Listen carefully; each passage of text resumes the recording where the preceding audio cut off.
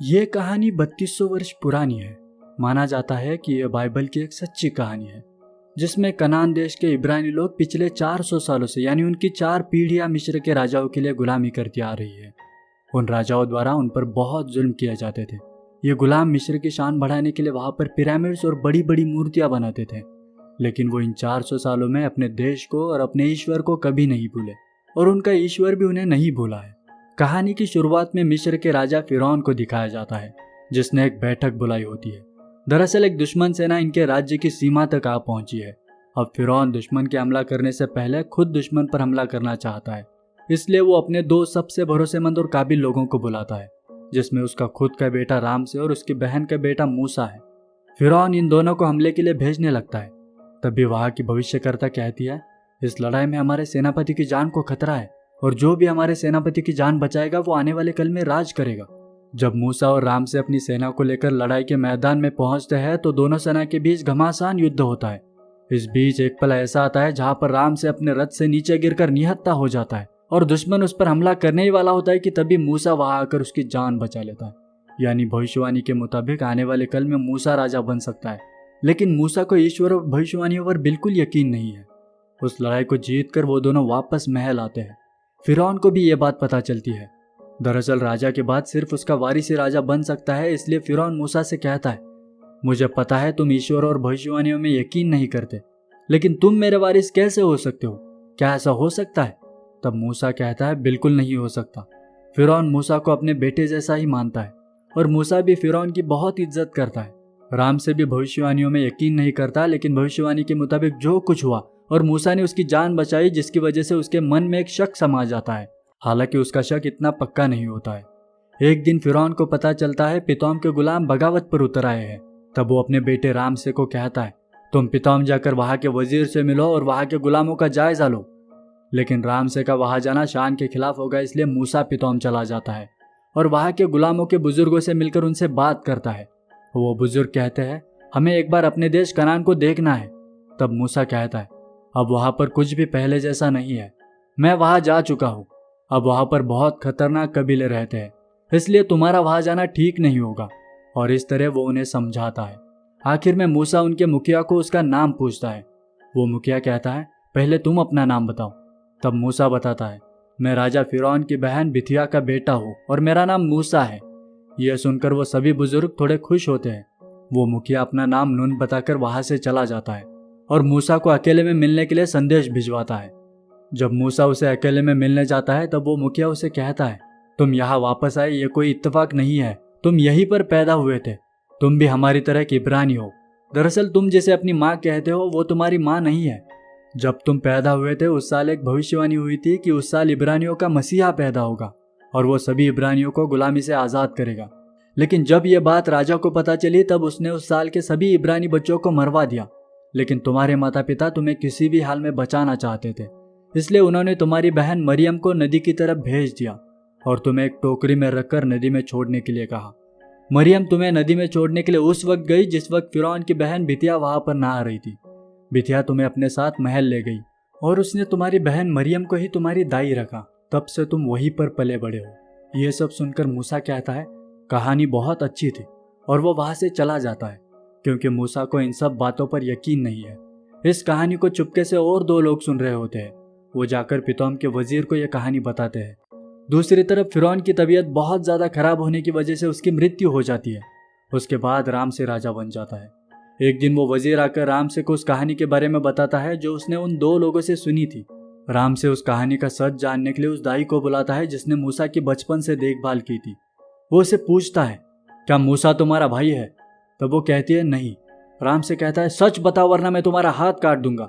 फिर भी वो कहती है, नहीं। अब राम से उसका हाथ काटने ही वाला होता है कि तभी मूसा कहता है, हाँ मैं उसका भाई हूँ। मूसा ने सिर्फ उस दाई की जान बचाने के लिए ऐसा कहा होता है और यह बात राम से को भी पता होती है, लेकिन राम से कोई चांस नहीं लेना चाहता, इसलिए वो मूसा को अपने राज्य से निकाल देता है। अब मूसा मिस्र छोड़कर जाने लगता है, लेकिन उससे पहले वो अपनी माँ बिथिया से मिलता है जिसके साथ वो दाई जिसका नाम मरियम है वो भी होती है। बिथिया मूसा से कहती है, ये बात सच है कि तुम मेरे बेटे नहीं हो, लेकिन मरियम तुम्हारी सगी बहन है। पर मूसा को इन सब बातों पर यकीन नहीं है। आखिर वो वहां से चला जाता है। मूसा मिस्र से निकलकर रेगिस्तान से सफर कर रहा होता है, जहां पर बिना खाने पीने के उसका बचना मुश्किल था। लेकिन 2 दिन के सफर के बाद मूसा को एक कबीला दिखाई देता है। वहां पर कुछ लड़कियां कुएं से पानी निकाल रही होती है। वो तुरंत पानी पीने के लिए उनके पास जाता है, लेकिन वहां पर कुछ चरवाहे अपनी भेड़ बकरियों को जबरदस्ती उन लड़कियों द्वारा निकाला हुआ पानी पिला रहे होते हैं। तब मूसा अपनी तलवार निकालता है। उसे देखकर वो चरवाहे वहां से चले जाते हैं। वो लड़कियां मूसा का शुक्रिया अदा करती है और उसे अपने साथ अपने कबीले की तरफ ले जाती है। मूसा को उन्हीं में से एक लड़की से प्यार हो जाता है और वो वही उसी कबीले में रुक जाता है। वो उस लड़की से शादी करता है और कबीले के बाकी लोगों की तरह नजदीकी पहाड़ों में भेड़ बकरियां चराने का काम करने लगता है। वहां पर एक बहुत बड़ा पहाड़ होता है जिसे वहां के लोग ईश्वर का पहाड़ कहते हैं, जिसके ऊपर आज तक कोई भी नहीं गया है। धीरे धीरे 9 साल बीत जाते हैं। एक शाम मूसा जब घर लौट रहा होता है, तब तूफान की वजह से उसकी भेड़ें उस ईश्वर की पहाड़ी पर चली जाती है। मूसा भी उनके पीछे पीछे ऊपर चला जाता है। तब तूफान की वजह से पहाड़ का एक हिस्सा टूटकर मूसा उसके अंदर दब जाता है। तब वो देखता है उस बारिश और तूफान में भी वहां पर एक पेड़ जलने लगता है और एक बच्चा अचानक से मूसा के सामने आकर उसे कहता है, मूसा तुम यहाँ आकर अपने लोगों को भूल गए हो। जाओ जाकर देखो मिस्र में अपने लोगों की हालत को, वो कितने जुल्म सह रहे हैं। तुम्हें उन्हें गुलामी से आजाद करना होगा। जब मूसा उस बच्चे से पूछता है तुम कौन हो, तो वो बच्चा वहां से गायब हो जाता है। मूसा समझ जाता है वो ईश्वर था। मूसा जिस कबीले में रहता था वहां किसी को भी उसके अतीत के बारे में कुछ भी पता नहीं था। यहाँ तक कि उसने अपने पत्नी को भी कुछ नहीं बताया था। मूसा ईश्वर में भरोसा नहीं करता था, लेकिन उस बच्चे ने मूसा के अतीत के बारे में जो कुछ बताया था उसे मूसा को यकीन हो जाता है कि वो ईश्वर ही था। मूसा घर वापस आता है और अपनी पत्नी को इस बारे में बताकर कहता है, मुझे मिस्र वापस जाना होगा। तब उसकी पत्नी उसे कहती है, ईश्वर एक बच्चा कैसे हो सकता है? तब मूसा कहता है, क्या तुमने कभी ईश्वर को देखा है?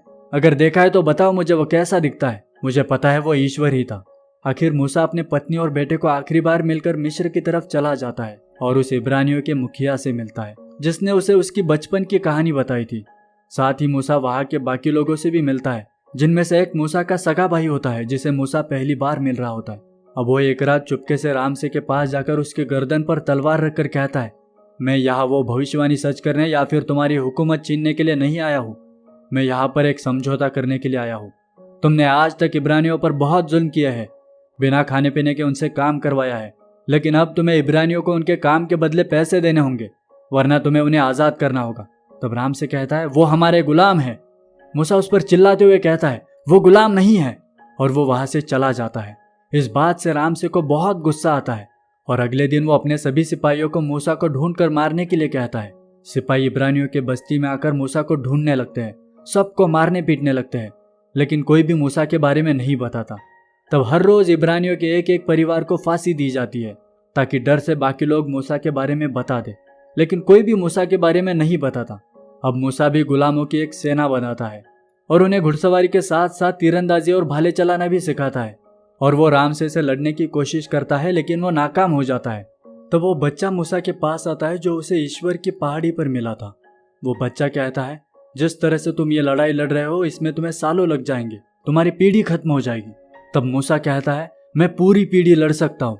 तब वो बच्चा कहता है, लेकिन मैं नहीं। आज तक इन राजाओं ने इब्रानियों पर बहुत जुल्म किया है, पर अब नहीं। अब तुम सिर्फ देखते जाओ, जो कुछ करना है वो मैं करूंगा। इनकी बातचीत को एक और इंसान दूर से देख रहा होता है, लेकिन उसे सिर्फ मूसा अकेले में बातें करता हुआ दिखाई दे रहा होता है, यानी वो बच्चा सच में एक ईश्वर है। अगले दिन अचानक से नदी में बहुत सारे मगरमच्छ आ जाते हैं और नदी में जितने भी जहाज होते हैं उन पर हमला करके उन लोगों को मार देते हैं। नदी का सारा पानी खून की तरह लाल हो जाता है और पानी की मछलियां भी मरकर सड़ने लगती है। जब वो पानी खेतों को दिया जाता है तो फसलें भी खराब होने लगती है। अगले दिन पूरे राज्य में मेंढक फैल जाते हैं। घरों में गलियों में हर तरफ सिर्फ मेंढक होते हैं। बिना पानी के जब वो सभी मेंढक मर जाते हैं तब पूरे राज्य में बदबू फैलती है, जिसके चलते वहां पर मक्खियां हो जाती है और लोगों का खाना पीना मुश्किल हो जाता है। हर तरफ सिर्फ मक्खियां होती है, जिसकी वजह से राज्य में कुष्ठ रोग फैल जाता है, जिसमें राजा रानी भी नहीं बच पाते। इस दौरान मूसा घोड़े पर एक संदेश लिखकर रामसे को भेजता है, जिसमें लिखा होता है, ये सब आफतें ईश्वर की तरफ से है, हमें समझौता करना होगा वरना ये आफतें और भी बढ़ती चली जाएगी। लेकिन राम से समझौता करने के बजाय गुलामों का काम 2 गुना कर देता है और साथ ही मूसा का पता ना बताने पर हर रोज एक एक इब्रानी परिवार को फांसी दे रहा होता है। जिसकी वजह से राज्य के घोड़े, बैल, भेड़, बकरियां सारे जानवर मरने लगते हैं। फिर भी रामसे को कोई फर्क नहीं पड़ता। वहां बर्फ के गोलों की बारिश होती है, लेकिन फिर भी रामसे नहीं मानता। तब अचानक से करोड़ों टिड्डे राज्य में आकर सारी फसलों को बर्बाद कर देते हैं, जिसकी वजह से सारे मिस्रवासियों को भूख से जूझना पड़ता है। इन सब आफतों से रामसे भी बहुत परेशान हो चुका है, इसलिए वो ईश्वर से प्रार्थना करने प्रार्थना स्थल में जाता है। वहां पर उसे किसी की आहट महसूस होती है। उसे लगता है मूसा वहां पर है और वो उसे धमकी देने लगता है, लेकिन वहां पर कोई भी नहीं होता है। राम से कहता है, तुम कहते हो यह सब तुम्हारे ईश्वर ने किया है, लेकिन अगर तुमने ये सब नहीं रोका तो मैं इब्रानियों के हर एक बच्चे को नदी में डुबाकर मार दूंगा, जैसे तुम्हें मारना चाहिए था। दूसरी तरफ ईश्वर यानी वो बच्चा मूसा से बात कर रहा होता है। वो इस धमकी को सुन लेता है और मूसा से कहता है, मैंने रामसे की धमकी को सुना है। तुम खुद एक बार रामसे के पास जाओ और उसे समझाओ।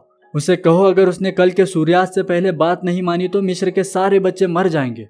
लेकिन जब मूसा रामसे के पास जाता है तो वो समझौता करने से मना कर देता है। उस रात एक काली छाया पूरे राज्य पर फैल जाती है और मिस्र के सारे बच्चे मर जाते हैं। अगले दिन रामसे मूसा के पास आता है। उसके हाथ में उसके बच्चे की लाश होती है। रामसे कहता है, कैसा ईश्वर है तुम्हारा जो बच्चों को भी नहीं छोड़ता। तब मूसा कहता है, कल रात एक भी इब्रानी बच्चा नहीं मरा। यह सुनकर रामसे कहता है, तुम इन गुलामों को ले जाना चाहते हो ना, तो तुम सबके सब चले जाओ मेरे राज्य से। अब मूसा अपने सभी लोगों को यानी 4 लाख इब्रानियों को लेकर कनान देश की तरफ जाने लगता है। वो मिस्र से 4 दिनों का सफर तय करके बहुत दूर आ चुका होता है, लेकिन दूसरी तरफ रामसे को लगता है मुझे उन गुलामों को जिंदा नहीं छोड़ना चाहिए था, और वो अपनी सेना को लेकर रथों में तेजी से उनकी तरफ बढ़ने लगता है। मूसा लगातार आगे बढ़ रहा होता है। जब उसको रामसे के बारे में पता चलता है तो वो मैदानी रास्ता छोड़कर अपने लोगों को पहाड़ी रास्ते से ले जाने लगता है, क्योंकि रामसे के रथ उस रास्ते से नहीं आ पाएंगे, और होता भी वैसे ही है। जब रामसे की सेना वहां आती है तब उन्हें उन पहाड़ों को पार करने में बहुत सी मुसीबतों का सामना करना पड़ता है। उसके बहुत से सिपाही रथों के साथ खाई में गिरकर मर जाते हैं। इस बीच मूसा को आगे बढ़ने के लिए कुछ वक्त मिल जाता है और वो अपने लोगों को लेकर समंदर के किनारे तक आ जाता है। अब आगे समंदर और पीछे रामसे की सेना है। उसके पास आगे बढ़ने के लिए अब कोई रास्ता नहीं है। तब मूसा अपने लोगों को समंदर की तरफ बढ़ने के लिए कहता है, क्योंकि उसे ईश्वर का इशारा मिल चुका होता है। सभी इब्रानी समंदर की तरफ जाने लगते हैं। धीरे धीरे समंदर का पानी कम होने लगता है और वहां पर रास्ता बन जाता है। मूसा उस रास्ते से अपने लोगों को लेकर लगातार आगे बढ़ रहा होता है। तभी वो देखता है पीछे से रामसे अपनी सेना के साथ आ रहा है। वो अपने लोगों को आगे भेज देता है और खुद पीछे रुक जाता है। रामसे की सेना भी उसी रास्ते से आ रही होती है, लेकिन जब तक रामसे मूसा तक पहुंच पाता तब तक समंदर का पानी फिर से बढ़ने लगता है और रामसे के सारे सिपाही पानी में डूबकर मर जाते हैं। पर रामसे बचकर वापस किनारे पर पहुंच जाता है। लेकिन तब तक मूसा भी अपने लोगों को लेकर समंदर की दूसरी तरफ पहुंच चुका होता है। यहाँ से वो कबीला बहुत दूर नहीं है जहाँ मूसा ने 9 साल बिताए थे और जहाँ उसकी पत्नी और बेटा रहते हैं। मूसा अपने सारे लोगों को लेकर उस कबीले की तरफ जाता है और अपनी पत्नी और बेटे से मिलता है। उसकी पत्नी उसे वापस देखकर बहुत खुश होती है। आखिरकार मूसा अपने लोगों को लेकर कनान देश की तरफ बढ़ने लगता है। इस सफर के दौरान वो बच्चा यानी ईश्वर भी उनके साथ कनान देश की तरफ जाता हुआ दिखाई देता है। इसी के साथ ये कहानी समाप्त होती है। आपको ये कहानी कैसी लगी लाइक और कमेंट करके जरूर बताइए। मिलते हैं अगले कहानी के साथ, तब तक के लिए be safe and keep watching.